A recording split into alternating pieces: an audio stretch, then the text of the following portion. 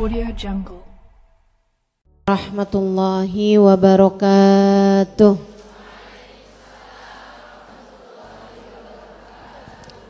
Alhamdulillah. Wassalatu wassalamu ala Rasulillah Muhammad ibn Abdillah wa ala alihi wa sahbihi wa man walah.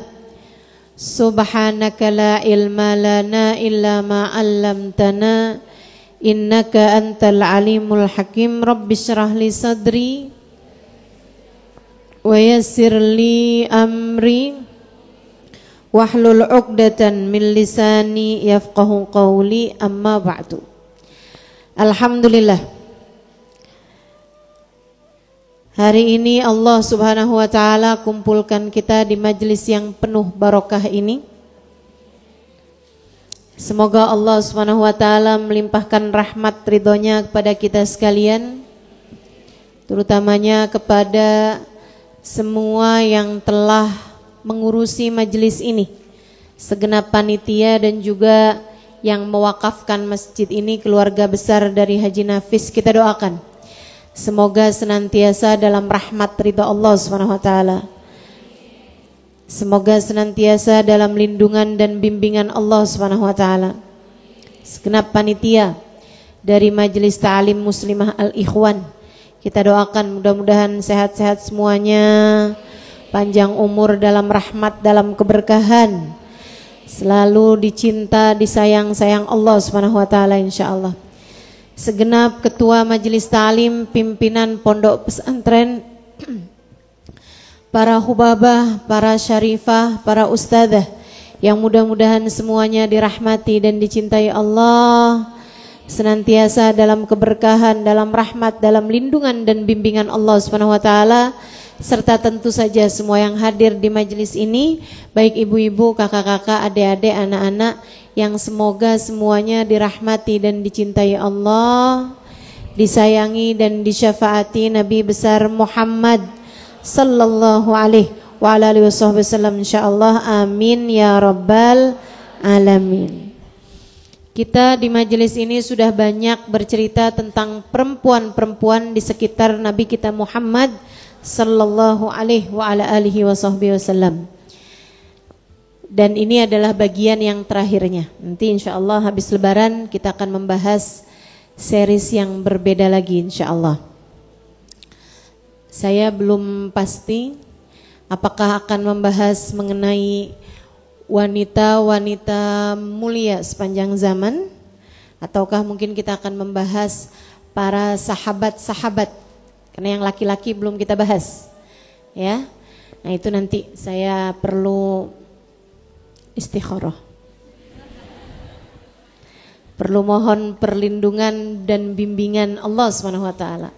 Mohon petunjuk dan cahaya dari Allah Subhanahu wa taala, sehingga mudah-mudahan ilmu yang kita dapat bisa jadi cahaya yang membimbing kehidupan kita ke depan insyaallah. Amin ya rabbal alamin. Emang udah pasti panjang umur saja habis lebaran. Itu namanya panjang angan-angan ustazah. Bukan, ini bukan panjang angan-angan. Ini namanya panjang niat baik.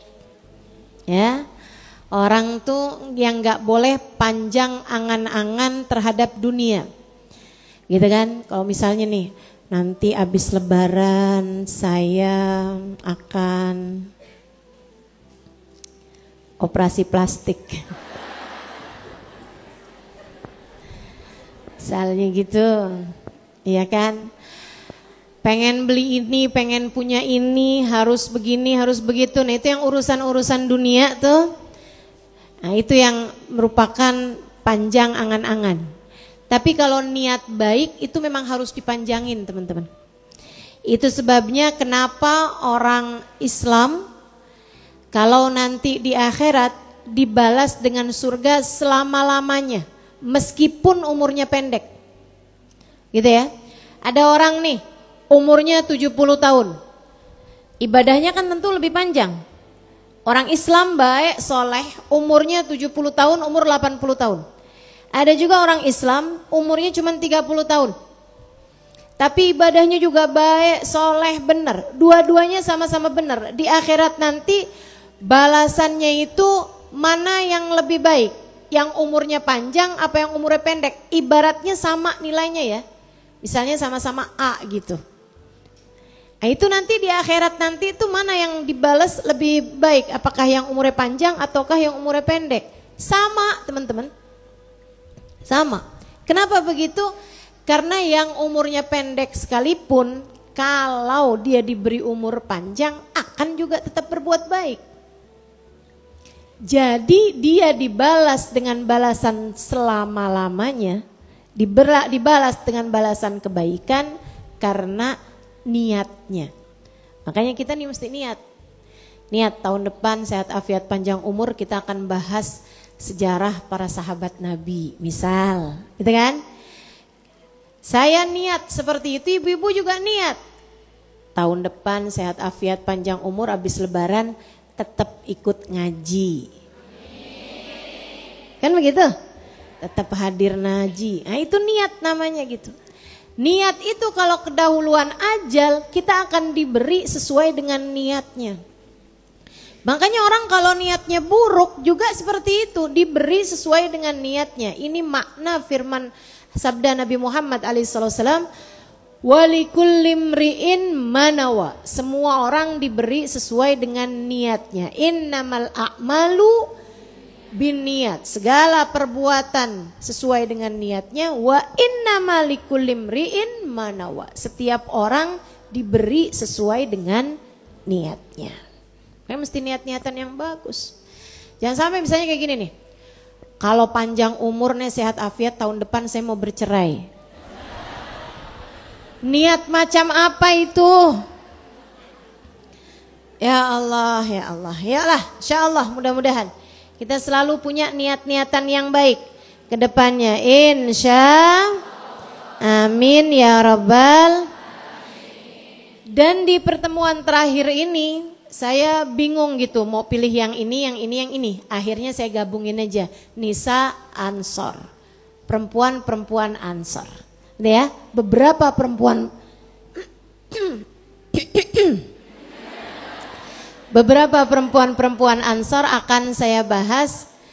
Satu juga karena memang namanya itu tidak dijelaskan secara detail gitu. Yuk kita bahas. Ada 3 perempuan Ansor yang akan saya ceritakan di pertemuan kita kali ini. Orang kan kalau belanja mulu kan dikasihnya borongan gitu kan. Kemarin kita satu, sekarang 3 sekalian. Yang terakhir dikasih diskon. Saudaraku sekalian saya muliakan, beli 1 dapat 3. Yang pertama namanya istrinya Amr ibnul Jamuh. Ini antik nih wanita satu ini. Ada keluarganya Amr ibnul Jamuh teman-teman. Lakinya namanya Amr ibnul Jamuh. Ada istrinya, pokoknya istrinya Amr gitu aja dah. Nggak sebutin namanya ya. Dan juga ada anak-anaknya. Laki-laki banyak. Umurnya deket-deketan. Kayak mungkin setahun 1 kali dulunya. Jadinya anaknya itu ada banyak dan umurnya berdekat-dekatan, pemuda-pemuda pada masa tersebut umur belasan tahun. ABG lah gitu. Cuman alhamdulillahnya ABG-nya nggak labil. Jadi bukan ababil.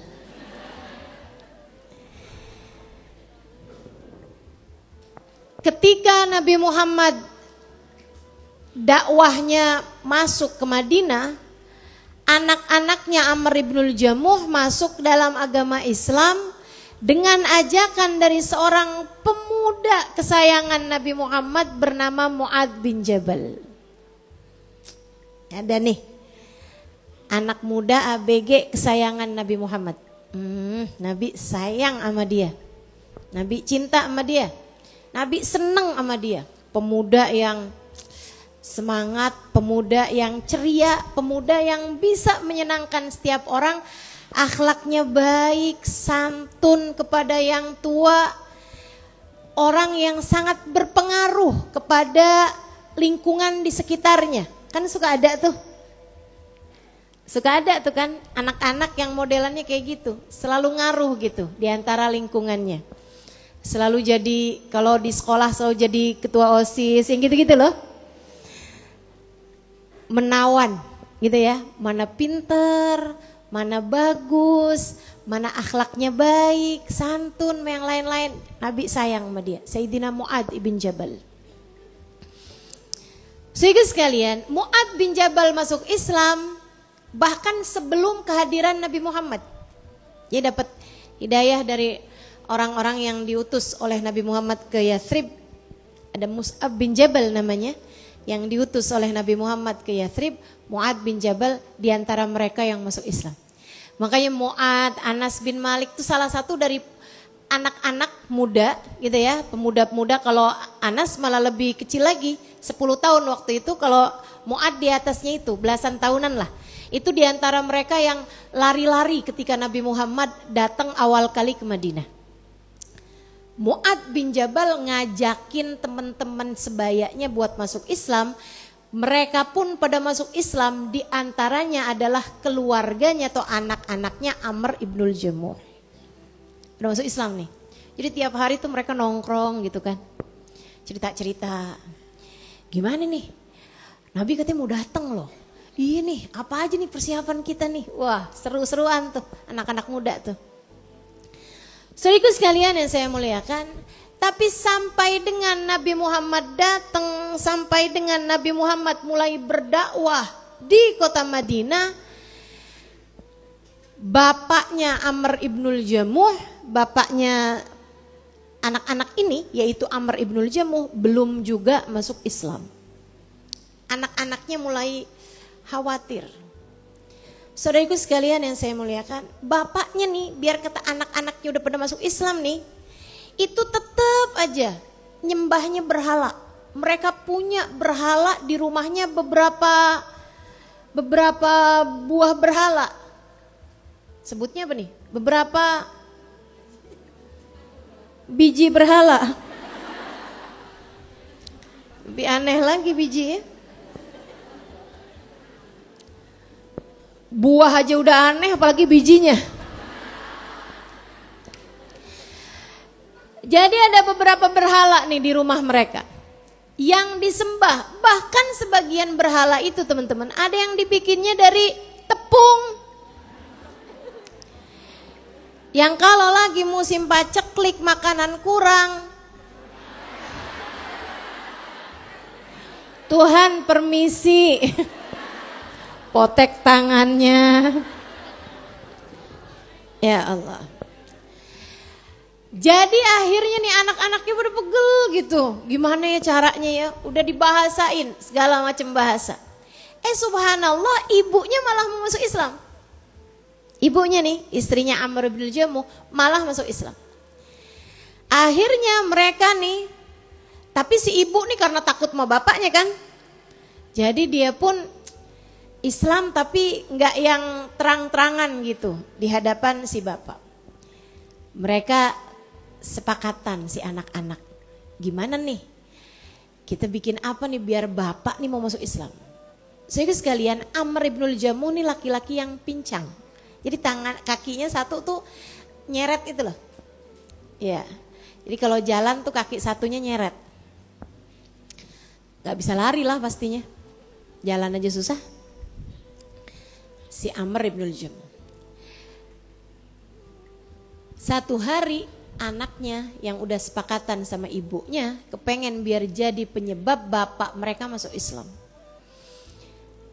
Mulai nih, satu hari anak bangun malam, anak-anak nih pada bangun waktu malam, mereka nyeret-nyeret berhala yang biasa disembah sama bapaknya. Seret-seret bawa keluar, dijungkrakin lah gitu di tempat sampah. Bapak pagi-pagi mau nyembah berhala, berhalanya kagak ada. Dia keluar ke belakang kan, periksa-periksa. Astagfirullah, maaf Tuhan. Sambil ngangkat berhalanya. Ya enggak astagfirullah juga kali ya. Ya ampun, maaf Tuhan, diangkat berhalanya. Dibersihin sama dia gitu. Emang anak-anak kurang ngajar, dia udah tahu tuh. Ulah anak-anaknya tuh. Berdiriin lagi, dibersihin lagi gitu. Anak-anaknya udah kayak yang senyum-senyum gitu kan. Kamu ya pada kurang ngajar nih sama Tuhan kita. Kan dia Tuhan ya. Kalau Tuhan kan mestinya bisa bela diri ya. Lagian emang ayah yakin kita, siapa tahu dia sendiri ya yang pengen ke belakang.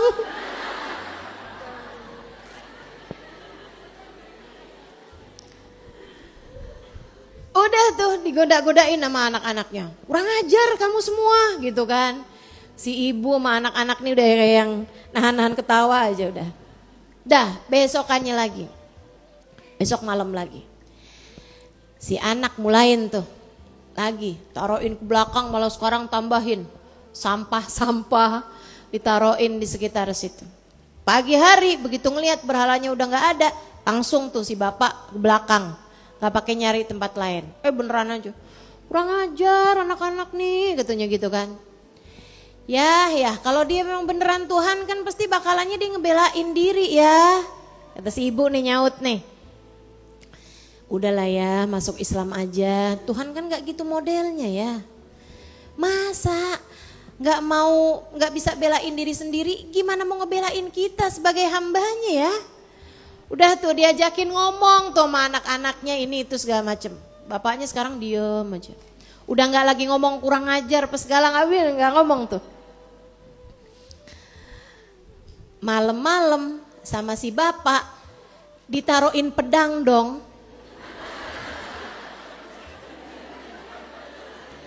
Dikalungin pedang sama si bapaknya. Bilangin, Tuhan kalau ada yang kurang ajar bunuh aja. Ya udah pasti sama anak-anaknya ditaruh lagi, dibuang lagi di belakang sama pedang-pedangnya sekalian. Habisnya itu besok paginya bapaknya bilang, gimana cara saya kalau mau masuk Islam? Masuk Islam deh tuh, alhamdulillah. Jadi sekeluarga sekarang udah masuk Islam semuanya. Birang, senang semua. Sampai datang kewajiban untuk perang Uhud. Berapa tahun berselang. Mereka udah lagi nikmat-nikmat nih dalam Islam. Datanglah kewajiban perang Uhud. Anak-anaknya Amr ibnul Jamuh segera mendaftar. Dari mulain perang Badar udah daftar. Gitu kan? Sampai karena Islamnya si bapak nih jelang-jelang perang Uhud. Jadi waktunya perang Uhud, itu juga anak-anaknya pada daftar perang tuh. Si bapak nggak didaftarin perang, malahan si anak bilang Rasulullah, ya Rasulullah, inna bi'araj, wahai Rasul seperti mana yang kau tahu, bapak kami ini pincang. Gimana tuh Rasul? Wajib ikut perang enggak? Kata Nabi, ya enggak lah. Agama Islam ini kan enggak pernah memberatkan siapapun. Kalau dia pincang, nah itu enggak dapat kewajiban untuk pergi perang. Bahkan sebaiknya di dalam rumah aja, enggak usah ikutan pergi perang. Udah, jadi anak-anaknya pulang tuh bilang, ya kami semua udah daftar nih ya, ikutan perang. Alhamdulillah ya, ayah biar di rumah sama ibu ya. Kami pamitan pergi perang. Ayahnya langsung jalan, pergi ketemu Nabi Muhammad. Ya Rasulullah,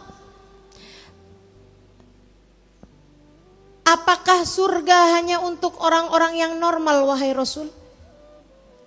Apakah surga hanya untuk orang-orang yang bisa melihat, bisa mendengar, dan bisa berjalan wahai Rasul dengan baik? Kata Rasulullah, enggak Pak, surga untuk semua hati yang beriman kepada Allah Ta'ala. Likulli man amana billah. Kalau begitu Rasul, i'dzan li an adkhulal jannah bi urjati hadih. Kalau gitu izinkan saya wahai Rasul buat masuk surga dengan kepincangan saya ini.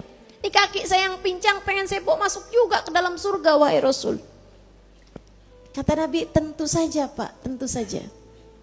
Kalau gitu Rasul izinkan saya untuk pergi berperang bersama denganmu. Sebab saya ingin masuk dalam surga Allah dengan kepincanganku ini. Saya mau bilang di hadapan Allah, wahai Allah, lihatlah bahkan kakiku yang pincang telah aku bawa buat ikut membela agamamu, ikut membela kekasihmu, Nabi kami Muhammad sallallahu alaihi wasallam. Kata Rasulullah, baiklah Pak, kalau gitu ikutlah pergi berperang bersama dengan kami. Girang, seneng, pulang, berbinar-binar. Ini padahal kan asalnya nyembah berhala teman-teman. Itu cuma beberapa bulan bisa pengen masuk surga dengan kepincangannya. Pengen bela Nabi Muhammad dengan kepincangannya. Itu kenapa tuh bisa kayak begitu? Kita Islam dari pagi. Dari lahir. Saudaraku sekalian, Islam dari lahir. Kadang-kadang suruh pakai jilbab masih tawar-tawaran. Islam dari lahir, Masya Allah, kalau pergi ke tukang sayur jilbabnya ketinggalan. Ada tuh, ada banyak. Abisnya Ustazah kalau keburu nyari jilbab dulu, itu tukang bakso udah keburu lewat. Bu, mendingan gak kebagian bakso Bu. Daripada aurat terlihat di hadapan laki-laki. Ada nih ibu, Islam dari lahir, Islam dari lahir. Ketemu sama ustazah belum tentu salaman, sama Pak Ustadz tuh salaman. Sama Bu Guru di sekolah anaknya belum tentu salaman, giliran sama Pak Guru mintanya salaman. Ada yang begitu. Ada yang turun dari tukang gojek salim.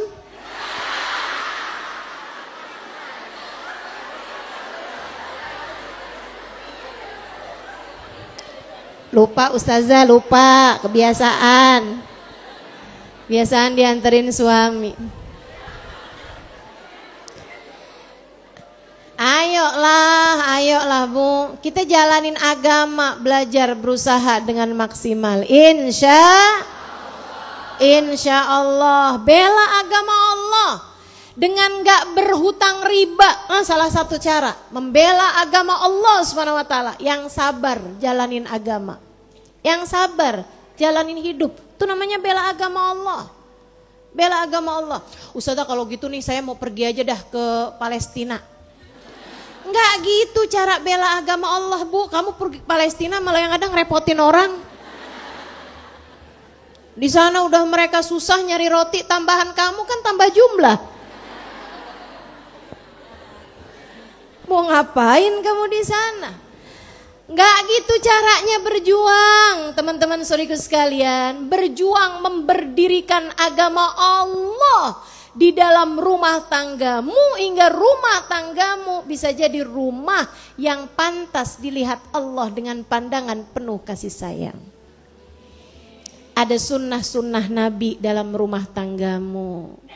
Ada ucapan-ucapan baik yang diucapkan istri kepada suaminya di dalam rumah tanggamu. Ada sholat berjamaah dalam rumah tanggamu. Ada zikir bersama-sama dalam rumah tanggamu. Ada doa yang diucapkan ayah diaminkan ibu atau sebaliknya di dalam rumah tanggamu. Itu namanya bela agama Allah.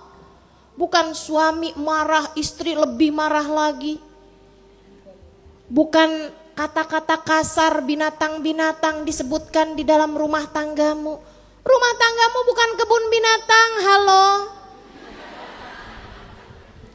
Rumah tanggamu diharapkan tempat turunnya hujan cahaya di atas muka bumi. Keluarga umat Nabi besar Muhammad sallallahu alaihi wa ala alihi wasallam. Nggak ada ceritanya rumah diturunin rahmat, ada istri bilang kalau nggak bawa duit jangan pulang sekalian. Nggak ada. Nggak ada. Yuk, ayo. Belajar jadi soleha. Yuk, jangan bosan jadi orang baik. Amin, insya Allah, mudah-mudahan. Saudaraku sekalian yang saya muliakan, pulang nih girang banget si bapak nih. Alhamdulillah udah dapat izin dari Nabi Muhammad buat pergi perang. Karena ngelihat bapaknya pergi perang, anak-anak pergi perang, si istri dong daftar juga. Istrinya Amr ibnul Jamuh. Dia bilang, Rasul, kan nanti kan perlu itu perawat. Nanti kan perlu yang masak-masak. Yang laki-laki biarin sibuk perang. Kitanya yang bagian logistik aja dah Rasul.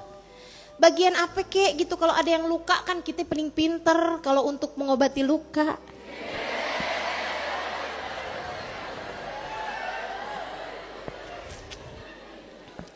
Kenapa perempuan paling pinter mengobati luka? Karena dia yang paling sering melukai.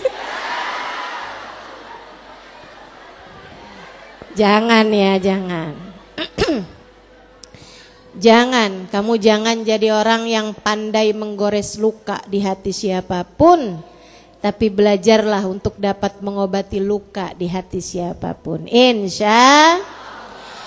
So ikut sekalian yang saya muliakan. Jadi akhirnya nih pergi semuanya terus keluarga. Dan kita tahu kayak apa kejadian di perang Uhud. Awalnya menang terus gak jadi menang. Kan belum lama tuh saya ceritain tentang Ummu Umarah. So ikut sekalian yang saya muliakan, akhirnya kemudian habis selesai perang nih, istri Amr ibnul Jamuh nyari-nyari, mana dia nih keluarga saya. Bu, anak satu meninggal, anak nomor 2 dicari-cari meninggal, anak paling kecilnya dicari meninggal juga. Anaknya semua meninggal, suaminya dicari-cari yang pincang ini tadi meninggal juga. Sedih banget saya nih kalau meninggalnya mereka di Uhud. Tapi saya nggak bisa ziarah, kalau mau ziarah pergi ke Uhud, jauh dari Madinah ke Uhud tuh lumayan, maksudnya lumayan lah gitu. Jadi dia berpikir ya udahlah saya nggak bisa pulang bawa kembali keluarga, seenggaknya saya pulang bawa kembali jasad keluarga saya, biar saya kuburin di dalam rumah, jadinya saya berasa mereka deket gitu. Si ibu nih mikirnya begitu. Mulai itu dia naikin jenazah anaknya ke atas unta, jenazah anaknya lagi ke atas unta, jenazah suaminya juga dibawa. Dia seret lagi pulang. Udah mulai pada pulang. Subhanallah. Itu kuda, itu unta, dia seret-seret tuh. Tiap kali mau keluar bukit Uhud gak mau dia, diem aja. Tarik-tarik gak mau. Kalau diarahkan ke arah yang lain jalan. Tapi begitu mau keluar dari Uhud, dia gak mau jalan. Gak mau pokoknya, sampai duduk dia. Si untanya itu dengan bawa jenazah di atasnya nih, dia duduk aja. Duh, ayo dong tak. Udah capek orang pulang perang kan capek. Mana sedih hati ya kan, nggak mau juga. Akhirnya dia pun cari Nabi Muhammad sallallahu alaihi wasallam. Rasul, inna fi ibli hadza la sya'na. Wahai Rasul, nih unta saya aneh dah Rasul. Kenapa? Kata Nabi. Nih unta saya nih Rasul bawa jenazah suami saya dan anak-anak saya. Tiap kali saya mau bawa keluar dari bukit Uhud, dia duduk Rasul, kagak mau. Kalau saya arahkan ke yang lain mau jalan, tapi begitu mau keluar dari Uhud selalu aja dia duduk. Selalu aja berhenti gak mau jalan. Apa nih yang harus saya lakukan wahai Rasulullah? Bu, Ini enaknya nanya sama orang ngerti tuh gitu. Paham. Dia nggak nanyanya nggak yang unta ibu kali punya pacar. Pacar untamu kali masih ada di sini gitu ya. Nggak gitu. Karena nanyanya mau yang orang yang paham urusan. Alladzi la yantiqu anil hawa in huwa illa wahyun yuha. Nabi Muhammad tuh hamba wahyu dari Allah Subhanahu wa taala. Karenanya orang yang paling ngerti segala urusan ya Nabi Muhammad. Sebab manusia yang paling ngerti segala urusan adalah Nabi Muhammad. Kenapa? Karena beliau yang paling ngerti sama Allah. Karena beliau yang paling dekat sama Allah Subhanahu wa taala. Makanya Bu sering saya sampaikan padamu, kamu dekat aja sama Allah, pasti bakalan pinter. Dekatlah kepada Allah, kamu akan faham, kamu akan mengerti, kamu akan pinter. Apa yang harus saya lakukan, apa yang gak boleh saya lakukan, saya mesti gimana ngadepin ini, saya mesti ngomong apa ngadepin ini, ngerti semuanya. Kenapa? Dekat sama Allah SWT yang maha tahu. Jadi gak ada ceritanya abis ngomong gini kemudian nyesel, abis ngomong A kemudian jadinya B, abis janji A kemudian akhirnya gak bisa ditepatin gitu. Gak bisa gitu, gak ada gitu. Kenapa gitu? Dekat sama Allah Subhanahu wa taala. Maka ibu-ibu saudaraku sekalian, yang dekat sama Allah, enak orang kalau dekat sama Allah tuh dia jadi faham, dia jadi ngerti. Jadi alim. Sebab Allah Subhanahu wa taala adalah a'lam. Allah tuh yang paling ngerti, Allah akan berikan pemahaman kepada hamba-hambanya yang dekat dengannya. Jadi akhirnya Nabi Muhammad bilang, Bu, ingat-ingat suamimu waktu mau keluar dari rumah doanya apa? Kenapa Nabi ngomong kayak begitu? Karena Nabi paham nih suaminya doa waktu mau keluar rumah.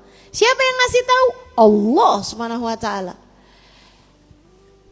Kata istrinya, iya sih Rasul, suami saya sebelum keluar rumah dia doa. Doanya gini Rasul, ya Allah jangan hinakan aku dengan kau kembalikan aku ke dalam rumahku. Aku minta ya Allah biarkan Uhud jadi saksi pembelaanku kepadamu di atas muka bumi ini. Emang pengennya emang masuk surga dengan pincangnya gitu. Emang udah tuh pengennya berakhir di Uhud. Gak mau balik. Makanya saudaraku sekalian, kamu jangan mikir bahwa orang-orang yang matinya syahid bersama dengan Nabi Muhammad mereka kalah, justru mereka menang. Doa-doa mereka diijabah, mereka memang pengennya begitu. Pengennya mati syahid di jalan Allah Subhanahu wa taala di perang tersebut. Jadi katanya Nabi Muhammad, udah Bu, kuburin aja di sini. Suami dan anak-anakmu itu sebab mereka pengennya begitu. Lebih ya Rasulullah. Jadi nih perempuan Ansor, istri Amr ibnul Jamuh, berangkat bawa keluarga pulang sendirian belaka. Kuat banget, sabar banget. Jadilah dia kuburin istri suaminya, dia kuburin anaknya. Kalau kamu sedang ziarah ke Uhud, jangan lupa. Selain daripada Sayyidina Hamzah bin Abdul Muttalib dan beberapa sahabat-sahabat Uhud yang lain, ada juga di situ Amr ibnul Jamuh bersama dengan anak-anaknya. Ya, kamu sebutkan Fatihah buat mereka juga, mudah-mudahan dapat keberkahannya. Masya Allah, kuat-kuat ya para sahabat tuh ya. Hidup tuh kayak ya udah gitu, jalanin gitu aja. Tuh kayak apa tuh rasanya hati berangkat pergi perang barengan anak-anak, barengan suami, kemudian pulang seorang diri. Kayak apa rasanya? Saudaraku sekalian yang saya muliakan, Kesedihannya kan mungkin sambilan mikir gitu. Coba saya tahu doanya suami dan anak-anak saya mau doa kayak gitu juga kali gitu ya. Biar sekalian barengan sama mereka. Tapi kan hidup harus dijalani. Dia pun kembali lagi pulang ke rumah dan tetap menjadi umat Nabi Muhammad yang soleha, ikutan bela, ikutan bawa agama Allah Subhanahu wa taala, dan ikutan serta bersama dengan perempuan-perempuan yang lain dalam menegakkan pilar agama Islam di kota Madinah. Itu kisah perempuan pertama. Yang kedua namanya Ummu Waraqah bintil Harith bin Naufal, tapi kakeknya adalah orang terpandang Naufal sehingga dia sering dipanggil dengan Ummu Waraqah bintu Naufal. Karena kakeknya terkenal jadi sering dipanggilnya dengan nama kakeknya gitu, binti Naufal. Saudara sekalian saya muliakan, masuk Islam di antara perempuan-perempuan pertama di Madinah. Nisa Ansor tuh maksud saya adalah perempuan-perempuan Madinah ya.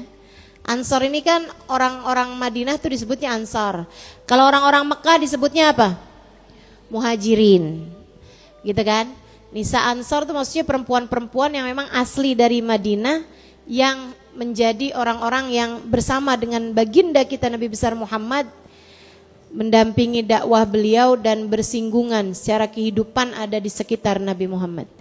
Namanya Ummu Waraqah nih, beriman dengan ajakan dari Sayyidina Mus'ab bin Umair.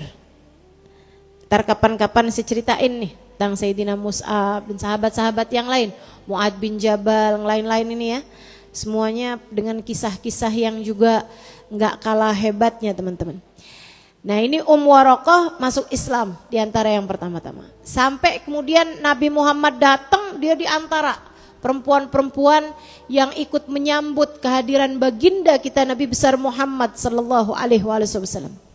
Sampai kemudian Nabi Muhammad mulai bangun masjid, dia juga di antara yang masak, yang apa gitu, yang ikutan repot lah buat Nabi besar Muhammad sallallahu alaihi wasallam. Tapi kemudian waktunya didirikan sholat, itu kan yang sholat laki-laki aja tuh. Dulu tuh masjid-masjid yang sholat laki-laki aja, sebenarnya bukan dulu sih, sampai sekarang di kota Tarim, di beberapa kota-kota yang lain itu yang sholat di masjid laki-laki aja. Perempuan tuh biasanya ada yang sholat di musola khusus perempuan. Musola tuh biasanya khusus perempuan kalau di sana ya. Nah itu ada juga yang sholatnya di rumah-rumah, karena memang Nabi Muhammad bilang sholatnya perempuan di dalam rumah itu lebih baik, kata Nabi Muhammad, daripada sholat mereka di masjidku ini, Masjid Nabawi maksudnya. Apalagi di masjid-masjid yang lain ya, itu perempuan memang bagusnya di rumah. Kenapa gitu? Satu, buat perempuan tersebut agar lebih terjaga. Dua, menjaga laki-laki yang ada di dalam masjid tersebut gitu. Takutnya laki-laki nih kalau misalnya tahu gitu, di soft perempuan ada si ini nih.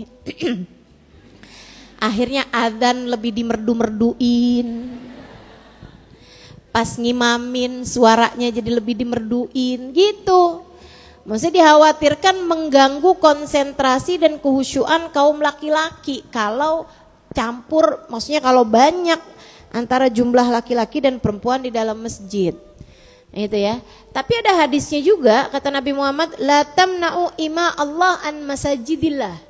Janganlah kalian halangkan hamba-hamba perempuan-perempuannya Allah dari masjid-masjidnya Allah. Artinya kalau ada perempuan mau ada di masjid juga ya jangan dihalangin juga. Gitu. Jadinya kalau saya selain di Masjid Nabawi dan Masjidil Haram, saya nggak sholat di masjid, nggak sholat fardu berjamaah di masjid selain di Masjidil Haram atau di Masjid Nabawi. Kalau saya ya.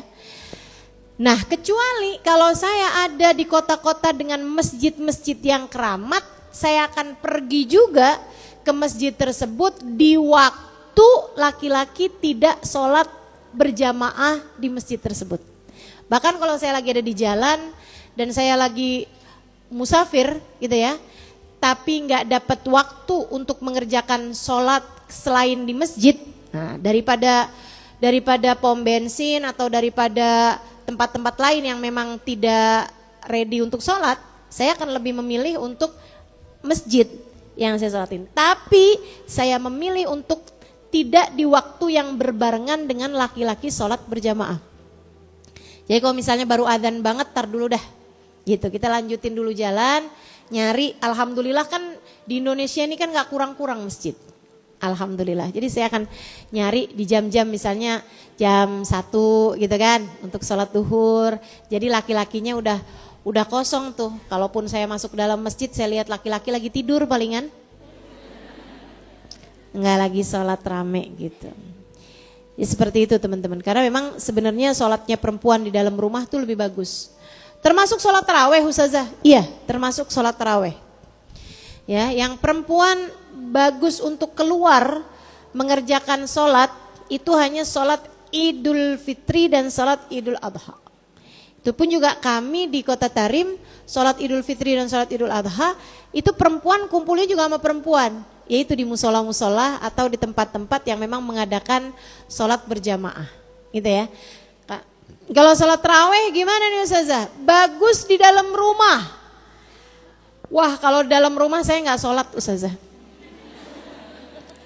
Kalau kiranya seperti itu ya silahkan kamu sholat di masjid, tapi usahakan cari masjid yang softnya antara laki-laki sama perempuan tuh nggak barengan sama sekali, nggak bisa kelihatan sama sekali gitu.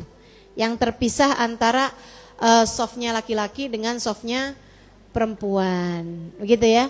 Emang rata-rata kan pisah ya, tapi kan banyak juga tuh yang karena kecil jadinya nggak terlalu jauh gitu antara jarak laki-laki dengan perempuan. Kan suka ada yang kayak gitu ya.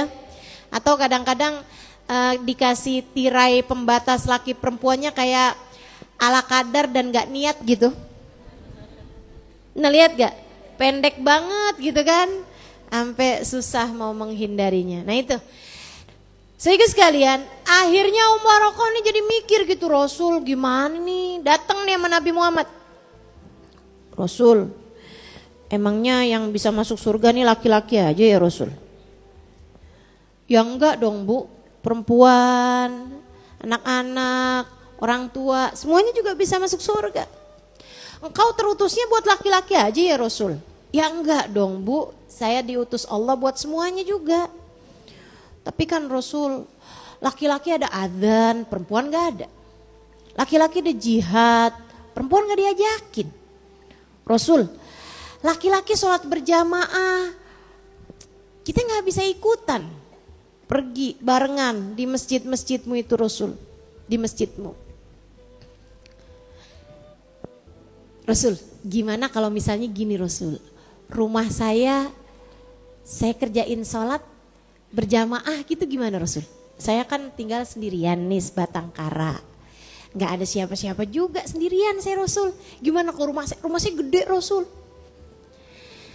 Akhirnya Nabi lihat, Nabi putuskan rumahnya Ummu Warokoh jadi masjid, jadi musola buat perempuan. Ini nih, masjid perempuan pertama, masjidnya Ummu Warokoh. Kayaknya saya boleh bilang juga itu kayak ustazah pertama gitu. Udah ngajar tuh waktu itu. Nabi perintahkan Warokoh, Nabi perkenankan rumahnya Ummu Warokoh dijadikan masjid. Perempuan-perempuan yang pengen mengerjakan sholat berjamaah bisa pergi ke rumahnya Ummu Warokoh.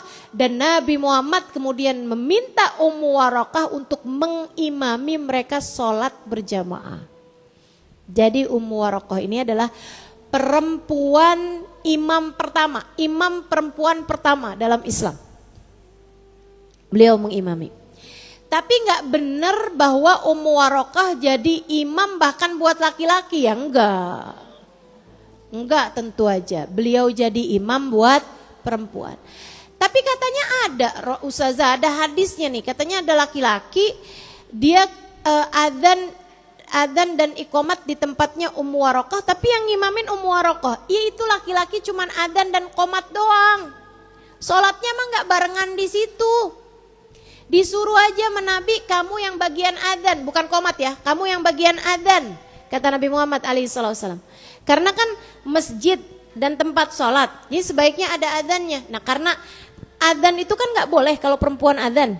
Jadilah Nabi Muhammad mengutus seseorang untuk menjadi tukang adzan di masjidnya Ummu Waraqah.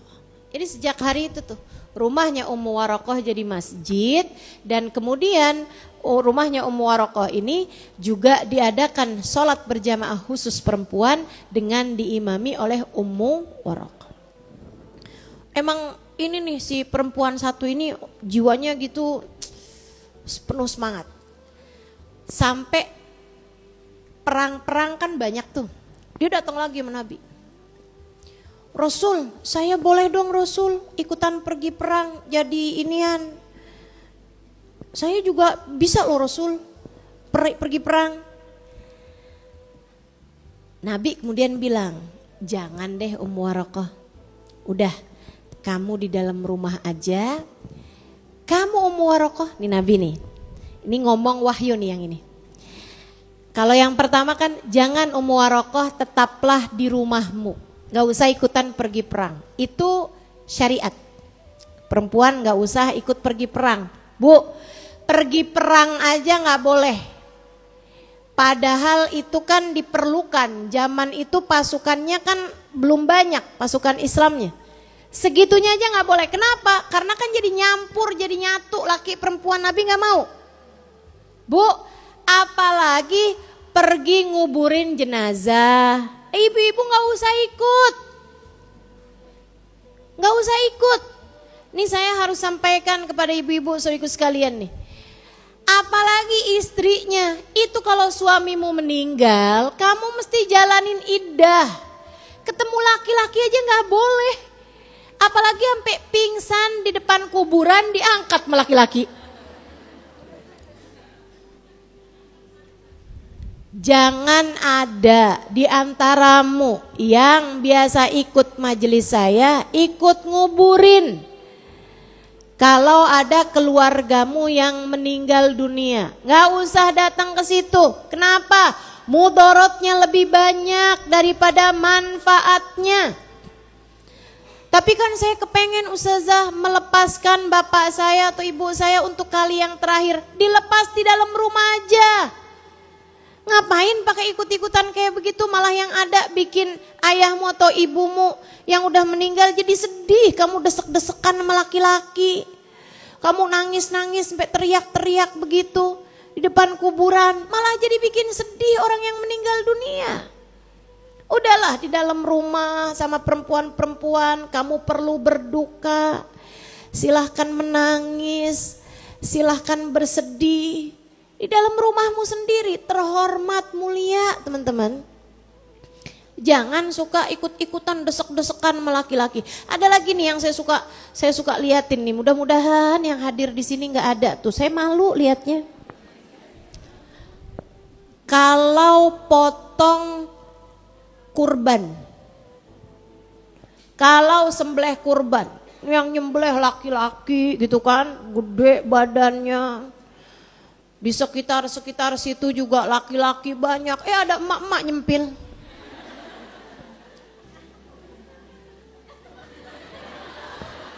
Ini sapinya siapa dah? Gede ya.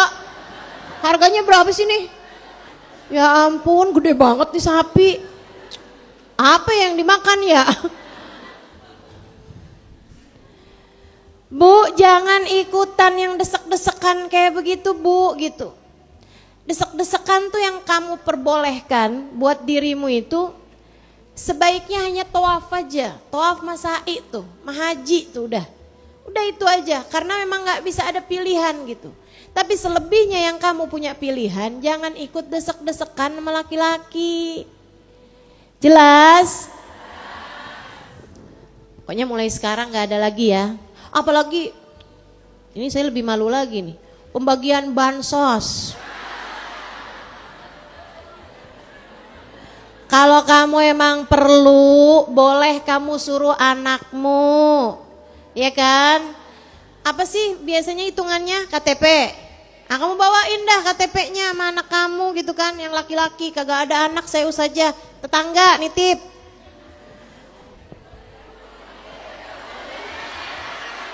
Gak ada tetangga. Oh ya ampun, tahu amat ya. Oh nggak boleh. Bu, kalau nggak boleh juga. Bu, yang ngasih rezeki itu siapa namanya?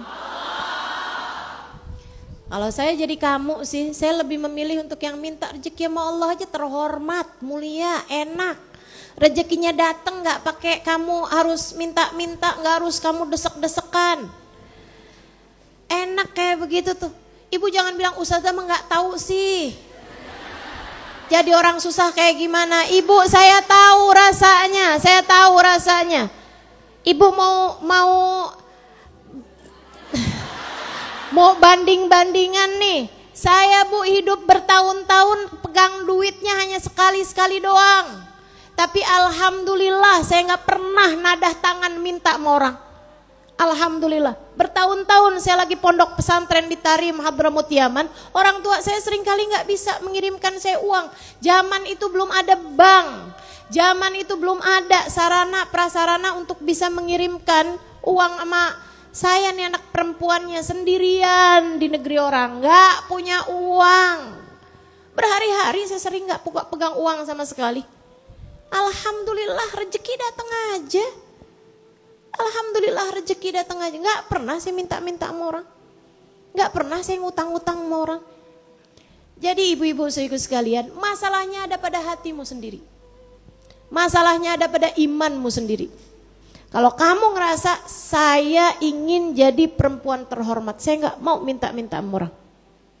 Saya nggak mau desek-desekan sama laki-laki hanya untuk mendapatkan beberapa kilo beras. Toh saya alhamdulillah juga, ibu yang saya tanya nih, yang suka desek-desekan buat bansos, saya tanya, pernahkah dalam hidupmu datang waktu di mana kamu lapar dan kamu benar-benar nggak punya makanan, nggak punya uang buat kamu makan? Pernah? Nggak pernah? Nggak pernah, coba kamu ingat-ingat. Jangan bilang, pernah ustazah pernah. Ingat-ingat. Ingat-ingat. Saya minta kamu buat ingat-ingat. Nggak pernah ibu-ibu serius sekalian. Allah tuh nggak akan ngasih kamu ujian sampai segede itu. Buat makan besok. Kamu kepikiran karena nggak ada nih yang buat makan besok. Mungkin pernah. Buat makan minggu depan nih nggak ada nih. Mungkin pernah. Tapi ketika kamu jalani besoknya, kamu ternyata bisa makan. Itu kan yang terjadi. Maka jangan sampai kamu kehilangan iman dan keyakinan bahwasanya Allah lah sang pemberi rizki. Jangan sampai kekhawatiranmu terhadap urusan rezeki membuatmu sampai melanggar aturan-aturan dalam Islam atau membuatmu sampai menghinakan diri dengan berharap minta-minta sama orang lain. Jangan, jadilah perempuan terhormat. Insya Allah. Ibu-ibu sekalian saya muliakan, jangankan sama kita nih, yang di dapur kita tuh masih ada bawang, masih punya handphone, masih bisa hadir nyampe datang ke majelis ini. Jangankan sama kita Bu, sama para sahabat Nabi Muhammad ahli soffah. Ahli soffah itu orang-orang yang tinggal barengan sama Nabi Muhammad, miskin papa. Nggak punya apa-apa, bener-bener nggak punya apa-apa, kayak Julaibib, Abdurrahman bin Sakhr, Abu Hurairah, banyak tuh para ahli soffah nyantri sama Nabi Muhammad, tinggal di masjidnya Nabi Muhammad alaihissalam. Kalau ada makanan mereka makan, kalau nggak ada makanan mereka tahan lapar. Ibu-ibu sekalian yang saya muliakan, Allah menyampaikan tentang mereka nih, nggak punya apa-apa Bu, nggak punya apa-apa. Benar-benar gak punya apa-apa, tinggal di masjid Nabi. Kata Allah Subhanahu wa taala, lil fuqara'il ladzina usiru fi sabilillah. Kamu kalau mau sedekah wahai Nabi Muhammad, kasih tuh sama ahli sofa. Yang mereka tuh sebenarnya pengen ikutan pergi perang tapi gak punya dananya. Yahsabuhumul jahilu aghniya aminat ta'affuf. Kata Allah tuh ahli sofah tuh, luar biasa mereka. Orang lain nyangkain mereka kaya. Kenapa gitu? Minat ta'afuf, karena nggak pernah minta sama orang. Padahal nih Bu nih, jangankan makan buat besok, Makan dari kemarin belum ketemu. Dari kemarin nih belum ketemu makanan. Sampai hari itu mereka tidak juga menadahkan tangan untuk minta sama orang. Tahan lapar aja. Mereka lihat nabinya bahkan mengganjal perutnya dengan batu. Mereka pun juga mengerjakan hal yang sama. Kalau udah lapar yang tak tertahankan, diganjalnya perut mereka dengan batu. Ibu-ibu saudara sekalian yang saya muliakan, tuh Allah cerita dengan bangga tentang mereka itu. Kata Allah, yahsabuhumul jahilu aghniya'a minat ta'affuf. Kamu dan yang lain-lain nyangkain mereka orang kaya karena mereka nggak pernah mau menunjukkan kebutuhannya, miskinnya mereka kepada orang lain. Jangan asal ngelihat orang kayaknya mobilnya bagus, tetangga rumahnya bagus, habis beli ini, habis beli itu. Biar silaturahmi nggak putus.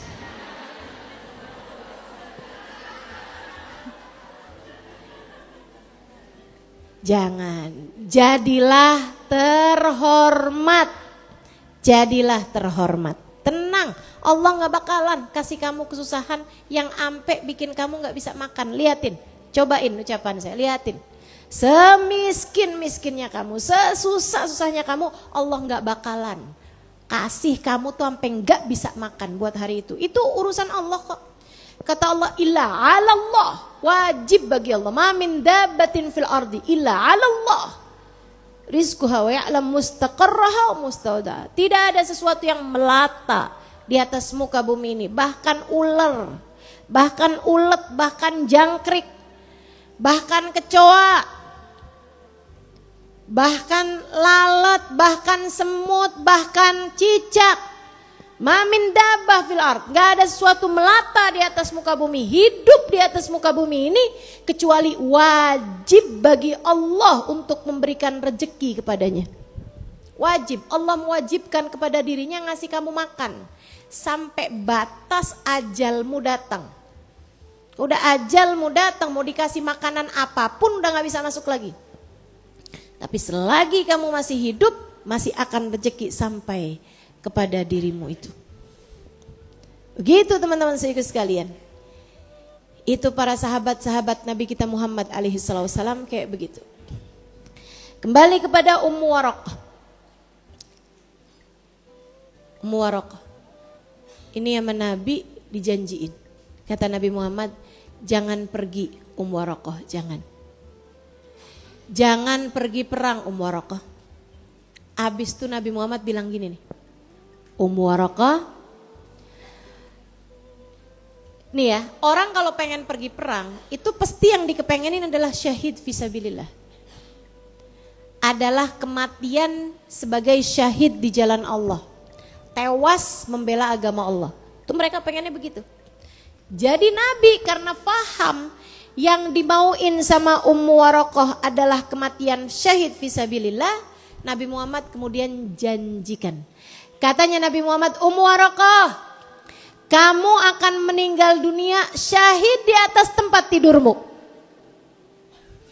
Kamu akan terbunuh sebagai syahid di atas tempat tidur kamu, wahai Ummu Waraqah. Sejak hari itu, Ummu Waraqah dipanggil sebagai syahidah, meskipun dia masih hidup di atas muka bumi ini. Orang yang masih hidup udah dipanggilnya syahidah. Orang yang mati syahid. Karena dijanjikan oleh Nabi Muhammad, kamu bakalan mati syahid di atas tempat tidurmu, Ummu Waraqah. Saudara sekalian saya muliakan, udah tuh Ummu Waraqah jadiin hidupnya buat Allah dan Rasulnya. Dia bikin masjid di rumahnya itu tadi. Dia ngajarin perempuan-perempuan baca Quran dan seterusnya di masjidnya tadi ini ya. Sampai-sampai di masa hidupnya Sayyidina Abu Bakar As-Siddiq, beliau menggagas dengan usulan, beliau melaksanakan usulan yang diusulkan oleh Sayyidina Umar bin Khattab untuk mengumpulkan Al-Quran. Jadi Al-Quran dulu tuh nggak ada sahifahnya, nggak ada lembarannya, nggak ada tuh, apalagi PDF ya. Lembaran Quran tuh nggak ada tuh. Adanya di mana? Quran adanya di hati orang. Jadi orang tuh kalau mau baca Yasin mesti hafal Yasin dulu, baru bisa baca Yasin. Kalau belum hafal Yasin dia nggak bakalan bisa baca Yasin. Alhamdulillah orang zaman sekarang tuh nggak kayak gitu. Saya bayangin kalau zaman sekarang kayak gitu, saya yakin nih mak-mak yang ada di sini nih kuliah kulhu, Fatihah, Qul a'udzu birabbil falaq, Qul a'udzu birabbin nas. Kagak pindah-pindah dah. Iya kan? Mau ngafalin kagak ada lembarannya. Mau baca nggak ada lembarannya gitu. Subhanallah. Itu dulu Ummu Warokoh, teman-teman sedikit sekalian, dia yang ngumpulin lembaran-lembaran apa namanya, kayak dari batu atau apa gitu. Orang nulis di batu Al-Quran, ayat Quran ini, ayat Quran itu dikumpulin tuh sama dia. Di kulit-kulit dikumpulin sama Ummu Warokoh. Dia yang ngumpulin banyak ayat-ayat Al-Quran sehingga ketika Nabi Muhammad, ketika Sayyidina Abu Bakar, ketika Umar bin Khattab mengusulkan, wahai Sayyidina Abu Bakar, gimana kalau kita nih ngumpulin Al-Quran? Katanya Sayyidina Abu Bakar, buat apa Umar? Biar nanti itu orang bisa baca Al-Quran dari yang sudah dikumpulkan gitu, ada rujukannya gitu. Kata Sayyidina Abu Bakar, saya takut nanti kalau Quran ini dikumpulkan orang pada nggak ngafal akhirnya. Sebab mereka kalau mau baca tinggal buka Quran. Itu ya kekhawatiran Sayyidina Abu Bakar. Orang sekarang Qurannya udah ada, malas juga bacanya. Sayyidina Abu Bakar dulu mau ngumpulin Quran, jadiin lembaran-lembaran gitu kan, yang semakin hari semakin kecil Quran ini kan gitu lembaran-lembarannya. Sayyidina Abu Bakar dulu pikirnya, saya takut kalau Quran ini mudah untuk dibaca kapanpun karena ada dalam lembaran. Saya takut orang jadinya males mau baca Quran karena mereka sudah tidak lagi mau menghafalkan Al-Quran. Dulu orang kalau mau baca mesti hafal dulu. Nanti kalau ada lembarannya, kalau mau baca gampang tinggal buka, akhirnya nggak pada ngafal. Itu yang saya khawatirkan wahai Umar. Kata Sayyidina Umar, bukan begitu masalahnya wahai Abu Bakar. Saya takut himmahnya umat semakin waktu semakin berkurang. Akhirnya mereka mau baca Al-Quran nggak akan berkhilaf, akan jadi punya, enggak kok itu bukan termasuk ayatnya Yasin. Oh enggak kok itu termasuk ayatnya Yasin. Dan mereka nggak punya rujukan Quran yang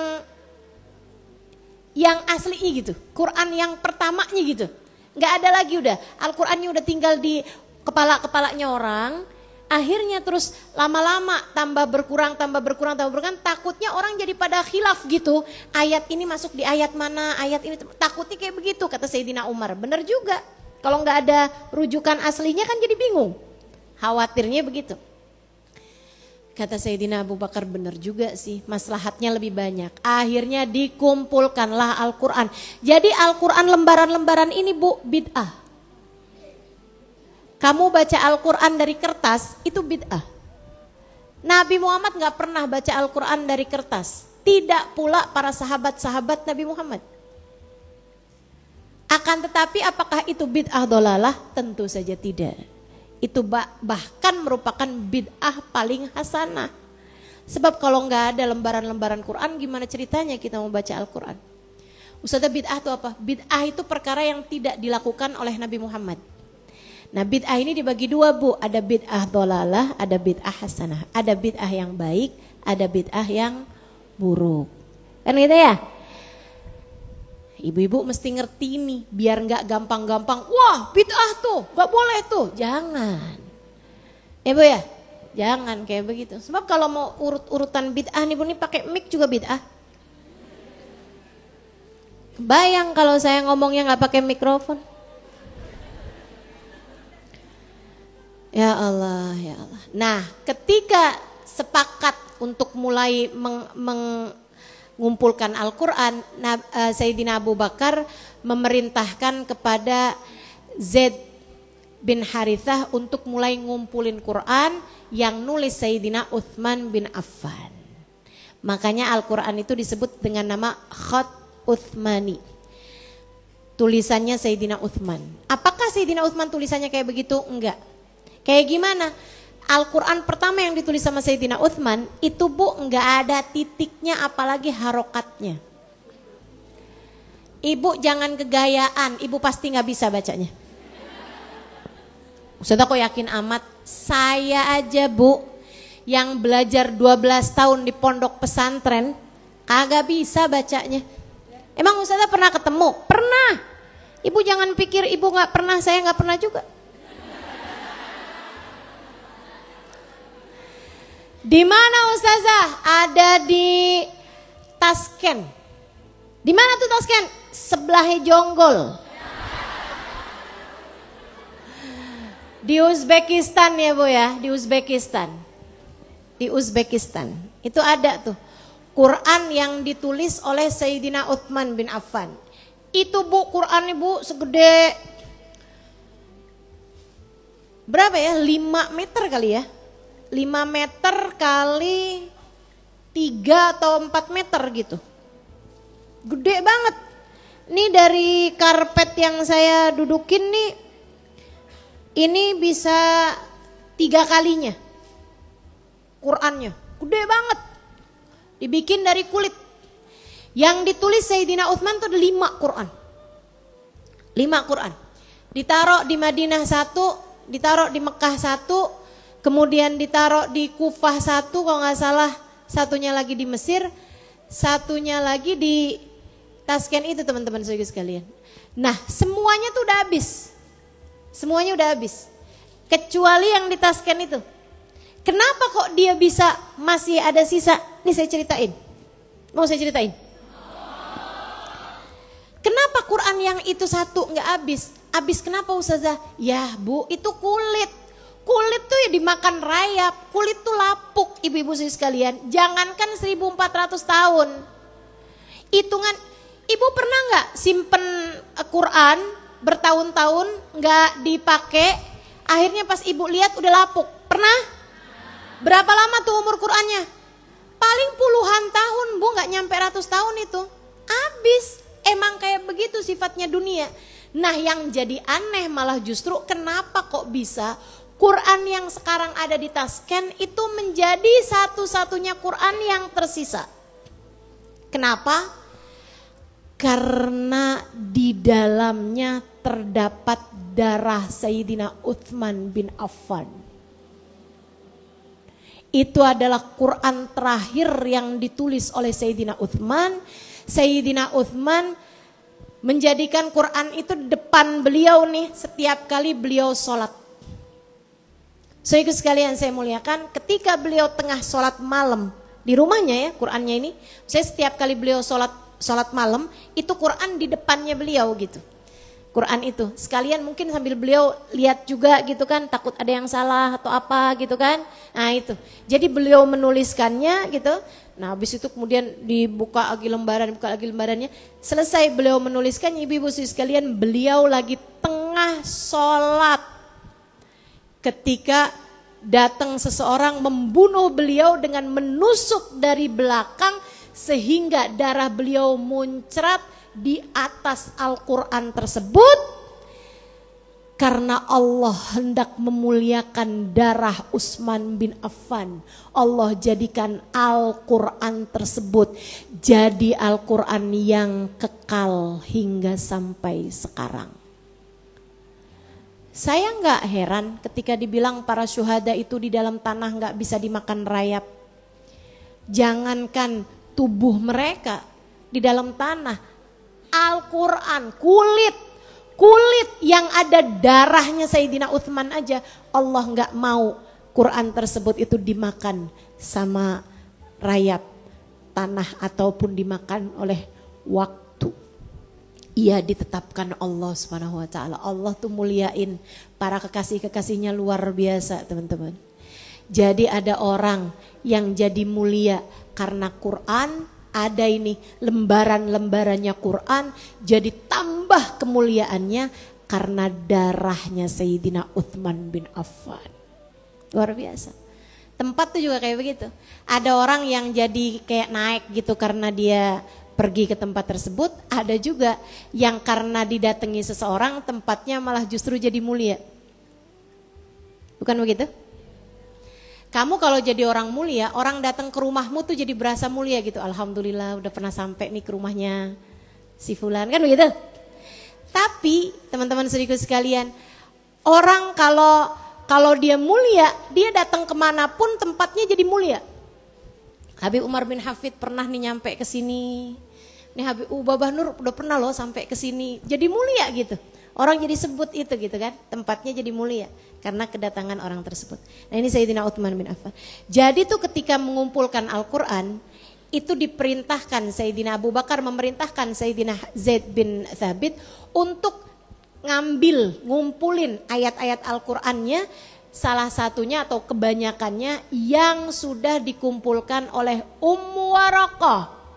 Jadi Al-Quran yang kita sekarang punya ini, di situ juga terdapat andil seorang perempuan pengumpul Al-Quran bernama Ummu Waraqah. Dan dia adalah salah satu dari Nisaul Ansar. Saudara sekalian yang saya muliakan, beliau meninggal dunia di masanya Sayyidina Umar bin Khattab. Gimana meninggalnya? Jadi gini, kan sama Nabi dibilang, kamu Ummu Waraqah akan menjadi syahid di atas tempat tidurmu sendiri. Maksudnya kamu gak usah pergi perang jauh-jauh, kamu emang matinya bakalannya syahid di tempat tidurmu sendiri. Ummu Waraqah perempuan biasa, gak punya musuh, gak punya apa-apa yang mungkin untuk membunuh dia. Bukan pejabat gitu ya, bukan apa kek yang memungkinkan untuk orang pengen bunuh dia gitu. Tapi subhanallah, subhanallah. Allah kalau emang mau bikin seseorang jadi syahid, Allah punya segala macam cara, teman-teman sekalian. Ini si Ummu Waraqah ini punya 2 budak, laki perempuan. Budak ya. Budaknya nih sama Ummu Waraqah dijanjikan, kalau saya meninggal dunia, kalian bebas. Itu namanya budak diakad mukatabah. Diakad dijanjikan kebebasannya kalau meninggal dunia. Gitu ya. Udah nih janjiin kayak begitu. Nah, Ummu Waraqah bisanya kan terus sibuk tuh ngurusin Islam, iniin masjid apa segala macam.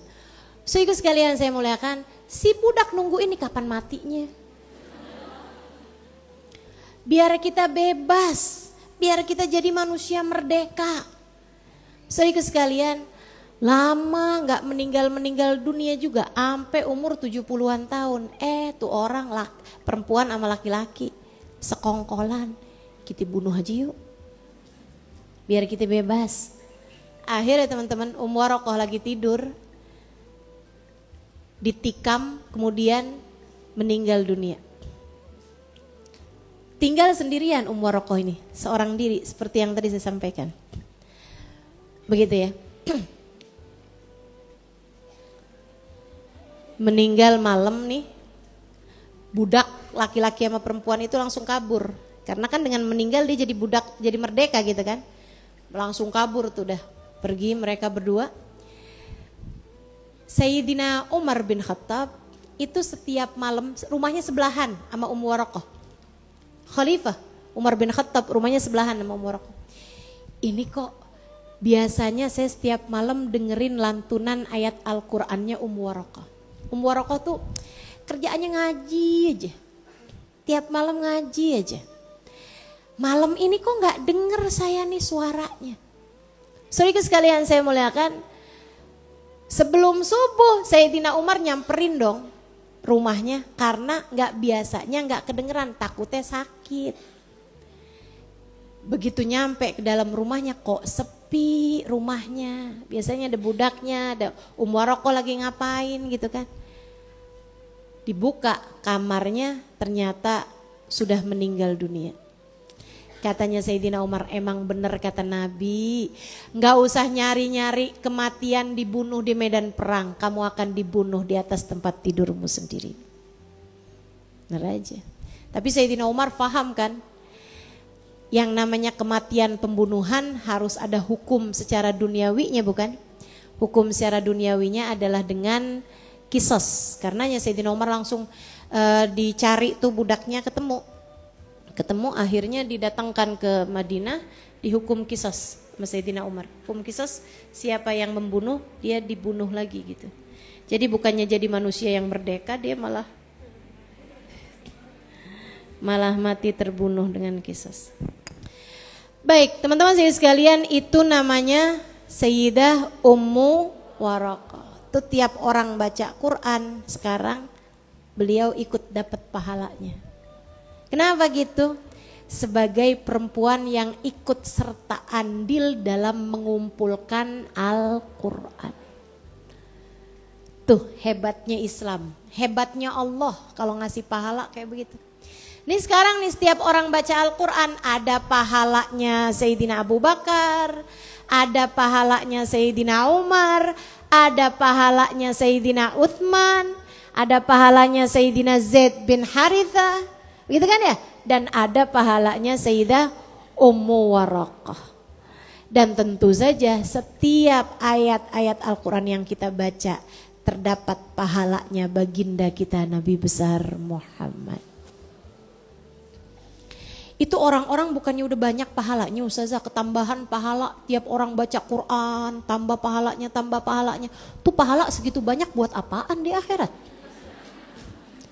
Kalau kamu tanya kayak begitu, nah ini kamu pikirannya kritis ya. Saya juga suka nanya kayak begitu tuh, ngapain ya itu ya?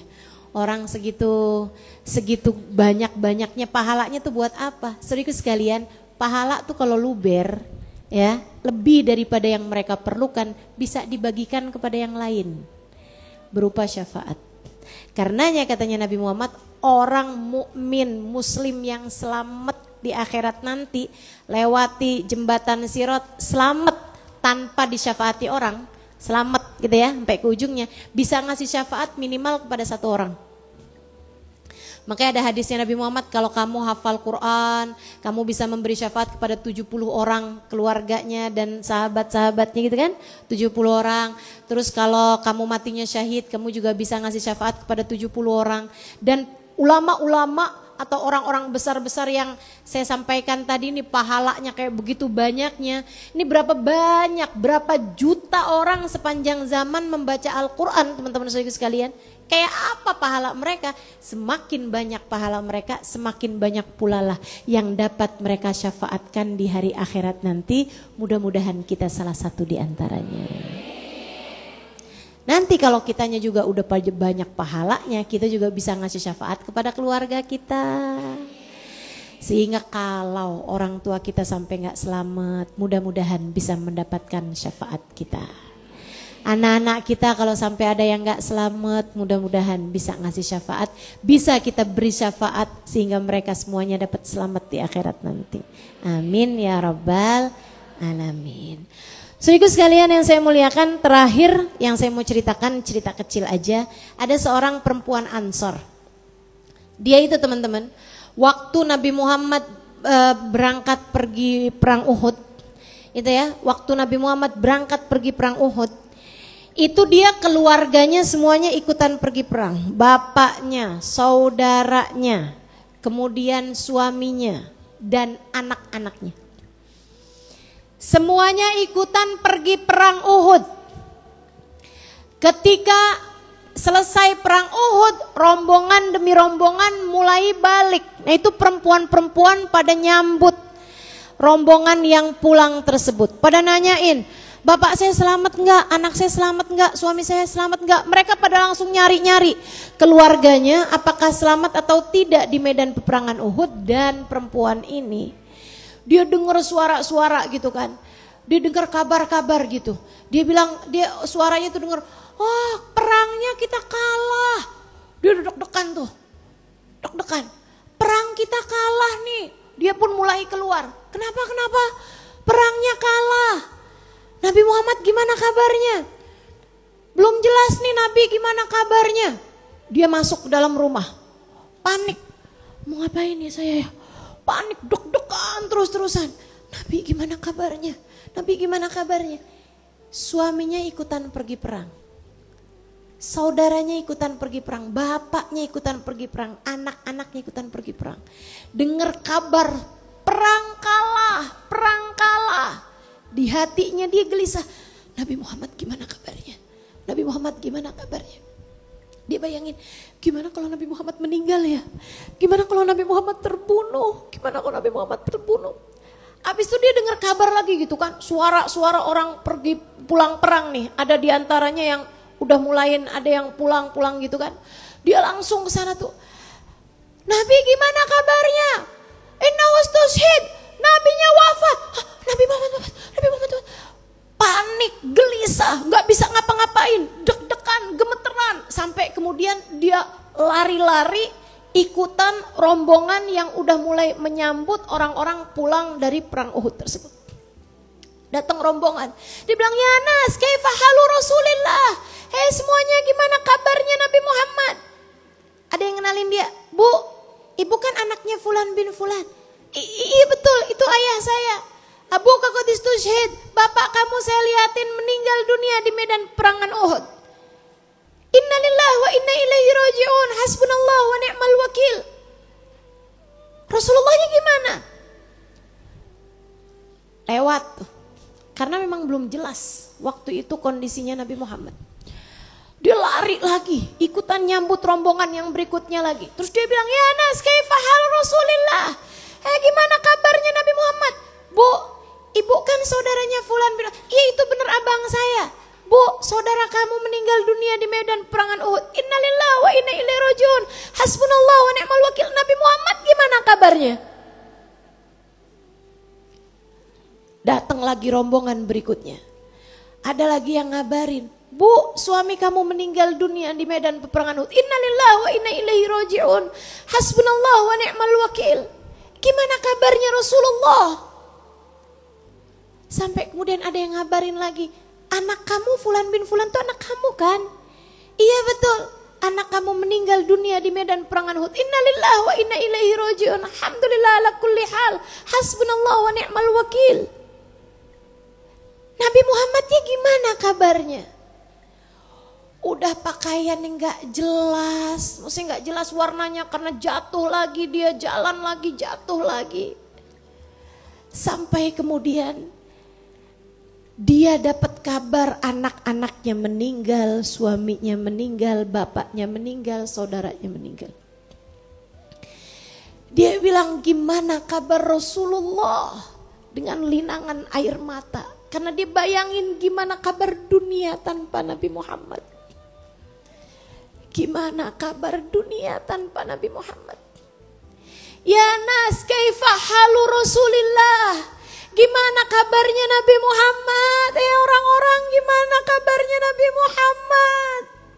Ada yang bilang, Bu, Nabi Muhammad alhamdulillah masih hidup, Bu. Alhamdulillah Nabi Muhammad selamat, alhamdulillah. Aruni, mana dong, kasih lihat Nabi Muhammadnya mana?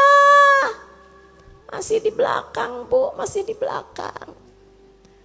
Lari-lari dia, terpontang-panting. Jatuh, lecet kakinya, dilari lagi. Sampai ketika dilihatnya ada cahaya itu. Nabi Muhammad di antara rombongan yang datang. Itu Nabi kan kalau ada di rombongan manapun langsung kelihatan. Cahayanya Nabi Muhammad. Dia pun segera berlari menuju rombongan Nabi Muhammad sallallahu alaihi wasallam. Sampai ketika dilihatnya wajah mulia Nabi Muhammad yang kala itu udah diperban dahinya, diperban, ada perban di pipi beliau, tanggal 2 gigi geraham Nabi Muhammad alaihi wasallam terluka-luka Nabi Muhammad alaihi wasallam, tapi Nabi Muhammad masih bisa jalan gitu kan. Nabi Muhammad jalan. Perempuan itu ketika lihat wajah Nabi Muhammad alaihi wasallam, dia segera menghampiri Nabi Muhammad. Kalau boleh sih udah dipelukin Nabi Muhammad, tapi kan gak boleh. Nih orang, kalau Islamnya bener nih, saudariku sekalian, itu cinta kayak apa tuh namanya? Ampe bisa kayak begitu, suami meninggal, anak meninggal, bapak meninggal, tetap yang ditanya kaifa halu Rasulillah. Ketika dibilang nabinya alhamdulillah selamat, aruni hatta anzur ilaih, kasih lihat saya pengen lihat Nabi Muhammad, saya gak bakalan bisa tenang kalau belum lihat Nabi Muhammadnya. Cinta kayak apaan tuh Bu? Tapi Tapi nggak ada ceritanya, kemudian ngedesek-desek, kemudian meluk-melukin Nabi, nggak peduli deh sama syariat, nggak ada ceritanya. Jadi kamu cinta misalnya sama guru-guru kita, habaib-habaib kita, ulama-ulama kita, nggak ada ceritanya. Kamu desekin, kemudian pegang bajunya, kemudian pegang pipinya, kemudian kamu pegang tangannya, nggak ada ceritanya. Syariat agama Allah di atas apapun. Jangan mengatasnamakan cinta untuk kamu berbuat dosa. Jangan mengatasnamakan cinta untuk sesuatu yang dilarang oleh agama. Segitunya sama orang yang kita cintai dengan cinta yang benar aja. Gak ada ceritanya main peluk-peluk, main salaman, main ini itu. Apalagi sama yang sebenarnya memang tidak dihalalkan bagimu untuk mencintainya. Cinta sama tangga sebelah, cinta sama teman kuliah atau sama dosennya. Gak ada ceritanya kemudian. Habisnya cinta gimana dong Ustazah? Terus gimana? Berdua-duaan gitu. Terus gimana? Ada syariat agama Allah yang harus kamu jaga, teman-teman. Kalau sama suamimu sendiri terserah mau kamu apain. Iya kan? Tapi kalau suami orang atau apa yang tidak halal bagimu, ada agama Allah yang harus kamu jaga. Sekali lagi ada agama Allah yang harus kamu jaga. Makanya kalau udah mulai datang rasa yang gak halal di hatimu, saran saya segera hilangkan. Susah Ustazah, nih cinta nih gak bisa saya kuasai. Bukan cinta yang gak bisa kamu kuasai, tapi hawa nafsu yang tidak bisa kamu kendalikan. Emang jadi sebegitu gede tuh, cuman hawa nafsunya aja mengatasnamakan cinta. Saudaraku sekalian yang saya muliakan, Nabi Muhammad begitu perempuan ini begitu nyampe ke hadapan Nabi Muhammad, ia asalnya lari sampai ada di hadapannya Nabi Muhammad. Rasa hati pengen pelukin tapi kan gak boleh. Jadi dia pegangin ujung surban Nabi Muhammad sallallahu alaihi wasallam. Dipandanginya wajah mulia Nabi Muhammad yang berdiri tepat di hadapan dia. Kemudian dia berkata, "Ya Rasulullah, itu udah keringat di mana-mana, udah muka nggak jelas rupanya, udah baju nggak jelas ininya dengan kaki yang tergores-gores karena jatuh berulang-ulang kali di jalanan." Dengan bibir gemetar dia berkata di hadapan Nabi Muhammad, "Ya Rasulullah, inna abi mat, wa akhi mat, wa zawji mat, wa auladi matu, walakin kulla musibah dunaka jalal ya Rasulullah." Wahai Rasul, ayah saya tewas di medan Uhud, saudara saya tewas di medan Uhud, suami saya tewas di medan Uhud, anak-anak saya tewas di medan Uhud. Sekarang saya hidup sebatang kara wahai Rasul. Akan tetapi semua musibah selagi engkau dalam keadaan baik-baik saja, semuanya kecil di hadapan pandangan mataku wahai Rasulullah. Semua musibah selagi engkau dalam keadaan baik-baik saja, semuanya kecil bagiku wahai Rasulullah. Semua musibah selagi engkau baik-baik saja, semuanya kecil bagiku wahai Rasulullah. Bagaimana denganmu? Bagaimana denganmu? Musibah agamamu yang kamu tahu mungkin membuat Nabi Muhammad berpaling meninggalkanmu, adakah ia besar bagimu? Dek, kalau kamu cinta sama Nabi Muhammad, kamu gak pacaran sayang. Sebab pacaran bisa membuatmu mendapatkan cinta yang tidak halal, membuatmu kehilangan cinta Nabi Muhammad yang halal.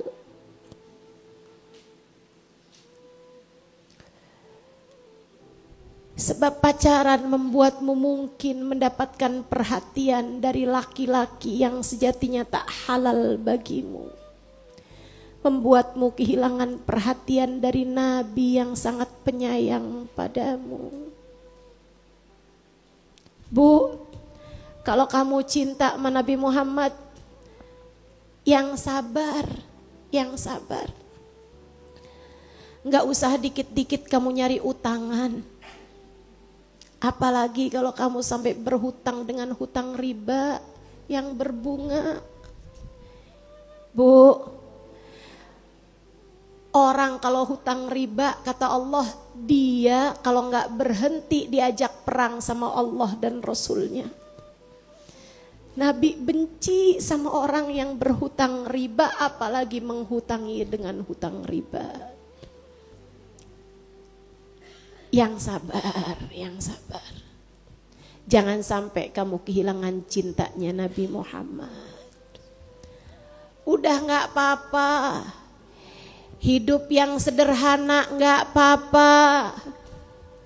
Kalau kamu ngerasa kok hidup di dunia gini amat ya. Punya suami satu gak cinta. Emang mau punya dua? Anak-anak sibuk semua sama rumah tangga mereka masing-masing. Kok saya kayaknya nggak ada yang ngurusin ya. Bu, kalau mau cari perhatian, yang pasti-pasti aja. Carilah perhatian dari Allah. Carilah perhatian dari Rasulullah. Seapa-apanya kamu dapat perhatian dari orang, orang bisa mati atau kamu bisa mati. Dan kemudian kamu menjadi sendirian kembali. Tapi kalau yang kamu dapati adalah perhatian dari Allah, Allah selalu akan menemanimu dengan rahmat dan kasih sayangnya. Sampai kamu masuk ke dalam alam kuburmu. Kalau kamu dapat perhatiannya dari Nabi Muhammad, Nabi Muhammad punya syafaat yang cukup bagimu, cukup bagi anak-anakmu, cukup untuk dibagi ke cucu-cucumu, cukup buat semuanya, Bu. Kamu akan tercukupi. Kalau kamu dapat perhatiannya Nabi Muhammad. Udah nyari yang pasti aja. Deketi Allah, deketi Rasulullah. Enggak usah sebegitunya sama dunia, enggak usah sebegitunya sama manusia. Biasa-biasa aja. Yang segalanya hanya Allah dan Rasulnya. Yang lain biasa-biasa saja. Insya Allah. Mudah-mudahan Allah selalu bimbing kita insya Allah. Yuk kita baca suratul Fatihah. Biar kita bisa ikut jalannya para perempuan-perempuan solehah. Kita bisa ikut jalannya hamba-hamba Allah SWT yang tercinta di sisinya. Kita bisa ikut jalannya Nabi Muhammad, jalannya para sahabat Nabi Muhammad. Baik yang laki-laki maupun yang perempuan-perempuannya. Jalannya keluarga Nabi Muhammad, baik yang laki-laki maupun yang perempuan-perempuannya. Ala hadhihin niyah wa bikulli niyatin salihah jami'ah syamilah ila hadratin Nabi Muhammad sallallahu alaihi wa ala alihi wa sahbihi wasallam. Al-Fatihah.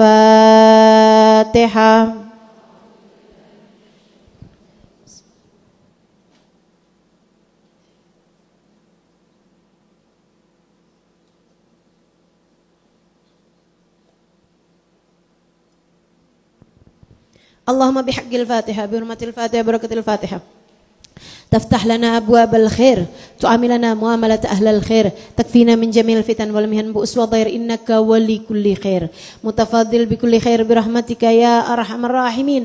Allahumma inna nas'aluka ziyadatan fid din barakatan fil umur sihhatan fil jasad sa'atan fil rizqi wa taubatan qablal maut wa syahadatan indal maut maghfiratan ba'dal maut wa afwan indal hisab وأمانا من العذاب ونسيبا من الجنة ورزقنا النظر إلى وجهك الكريم اللهم آفنا من بلائك وأوزعنا شكر نعمائك وذقنا برد عفوك وحلاوة مناجاتك اللهم وما قضيت لنا من أمر فاحفظ علينا فيه العقل والدين اللهم وما قضيت علينا من أمر فاجعل آكبته رشدا اللهم بارك لنا في شعبان وبلغنا رمضان اللهم بارك لنا في شعبان وبلغنا رمضان وأعنا على الصيام والقيام وقراءة القرآن وقنعنا بالقليل من الطعام والمنام والكلام اللهم بارك لنا في شعبان وبلغنا رمضان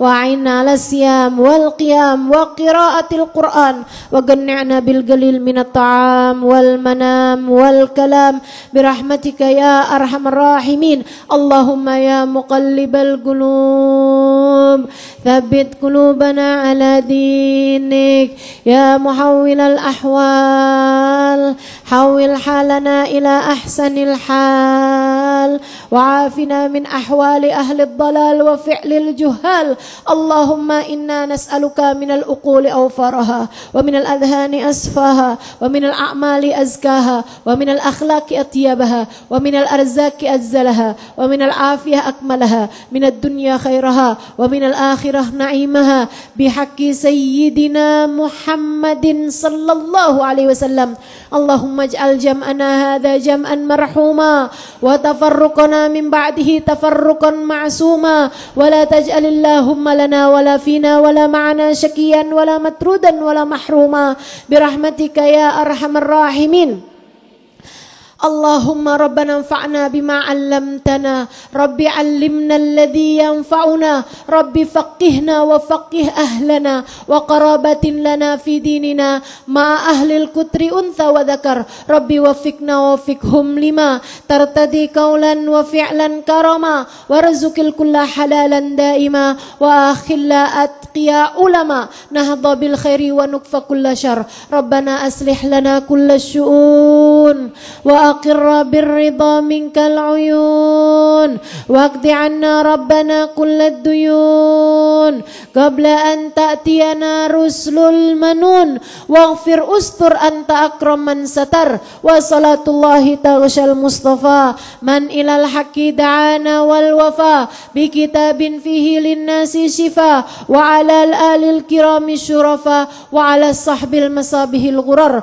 اللهم اهدنا بهداك واجعلنا ممن يسارع في رضاك ولا تولنا وليا سواك ولا تجعلنا ممن خالف أمرك وعاصاك وحسبنا الله ونعم الوكيل ولا حول ولا قوة إلا بالله العلي العظيم وصلى الله على سيدنا محمد وعلى آله وصحبه وسلم بفضل سبحان ربك رب العزة أما يصفون وسلام على المرسلين والحمد لله رب العالمين. Allahumma sholli ala Sayyidina Muhammad. Silakan sebutkan hajat masing-masing.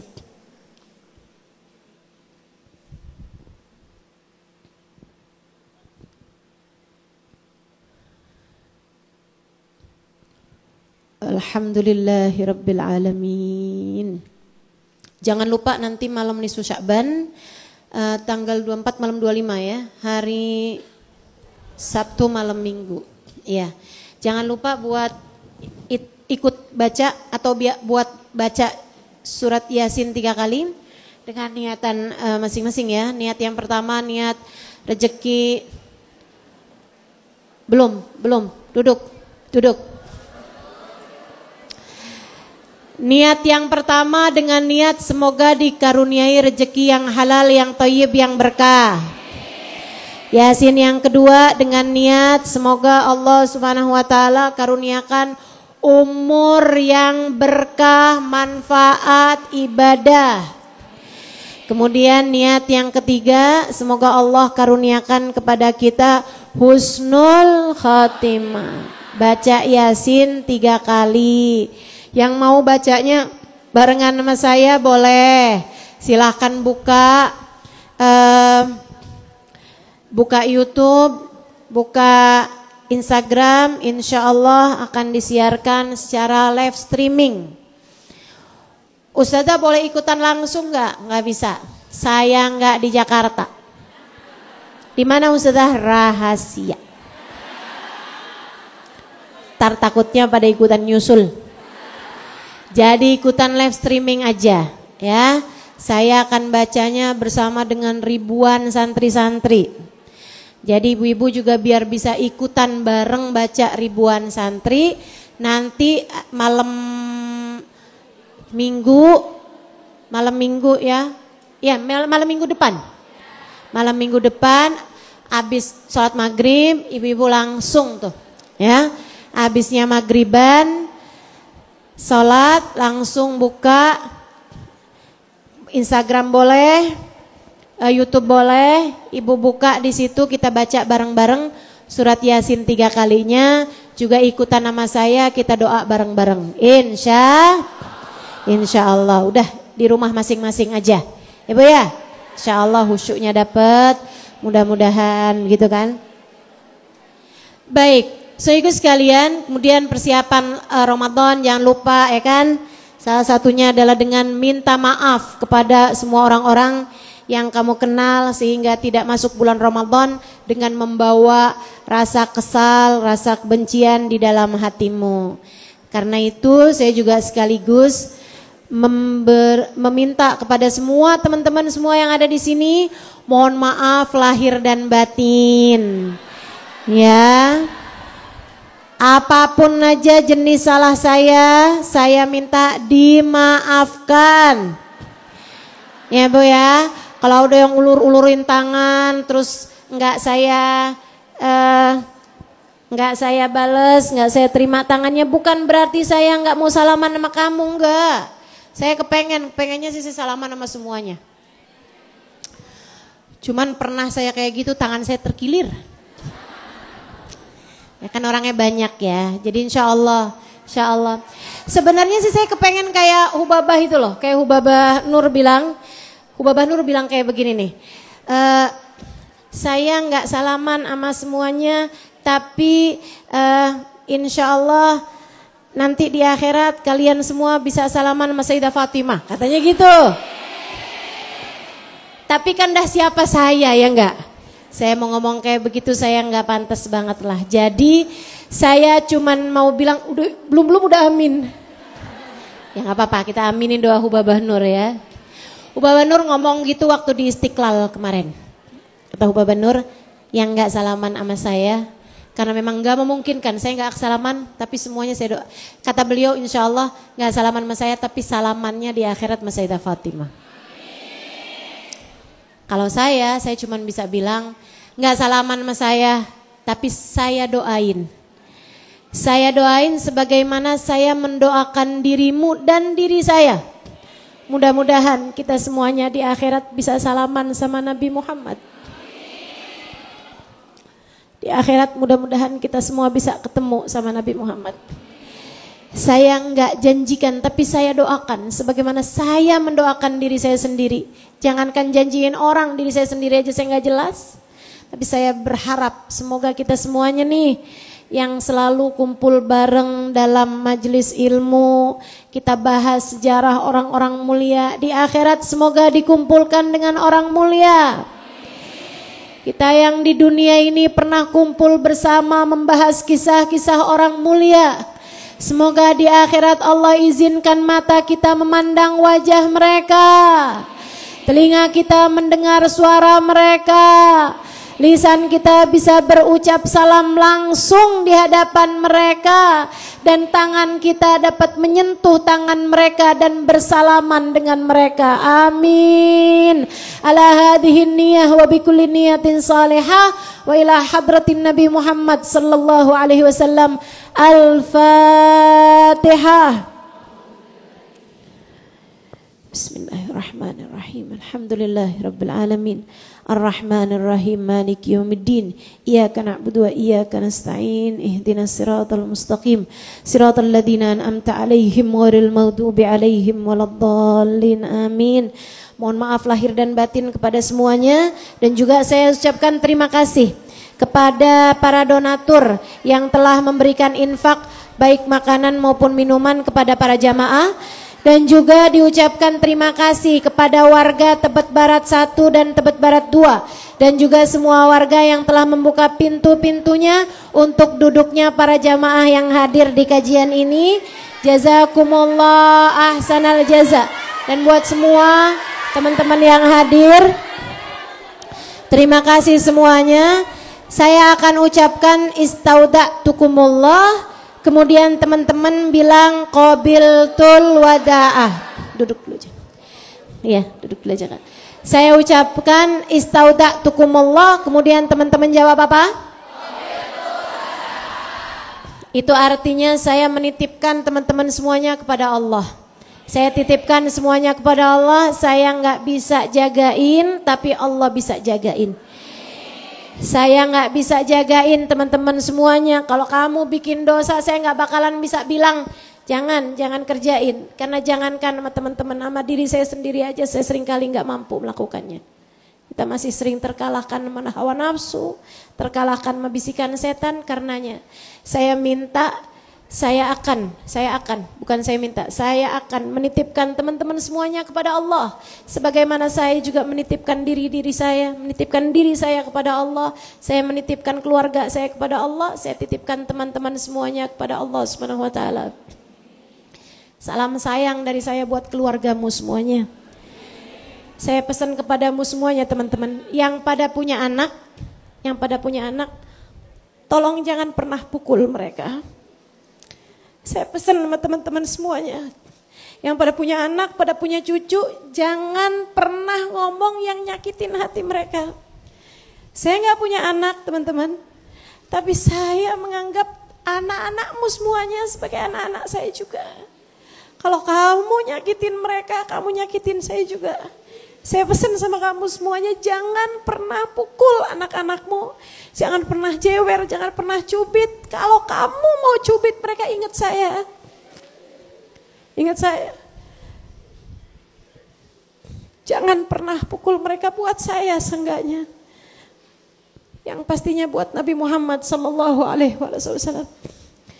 Nabi sakit hati kalau lihat kamu pukul anak kamu, sebab mereka adalah cucu Nabi, mereka adalah umat Nabi Muhammad alaihissalam. Mereka adalah umat Nabi Muhammad yang sangat disayang sama Nabi Muhammad alaihissalam.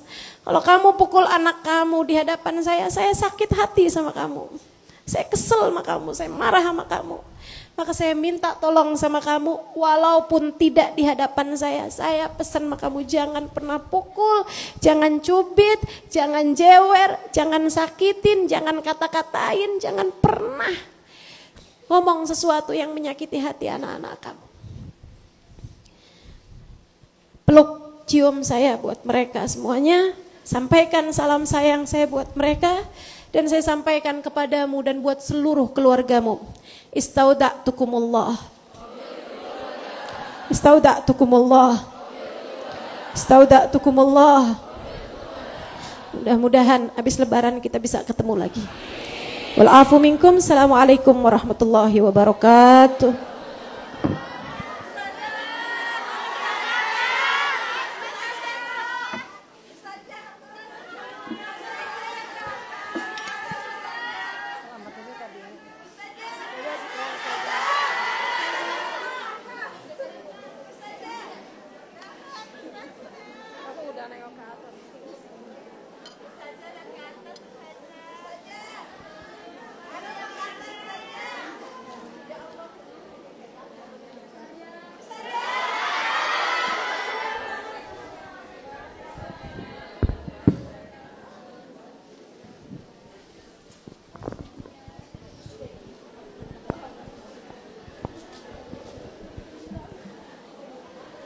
Syukran jazilan untuk Ustazah Halimah Alaidrus.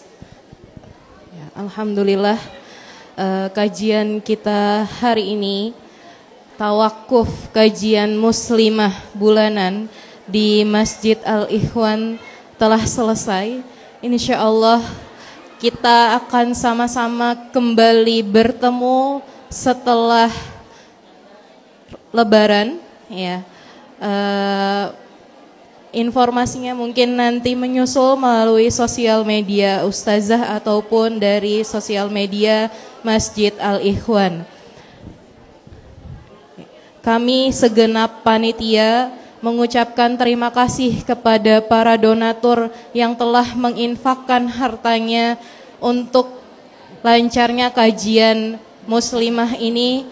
Kami juga ucapkan terima kasih kepada warga sekitar yang berada di Tebet Barat dalam 1 dan Tebet Barat dalam 2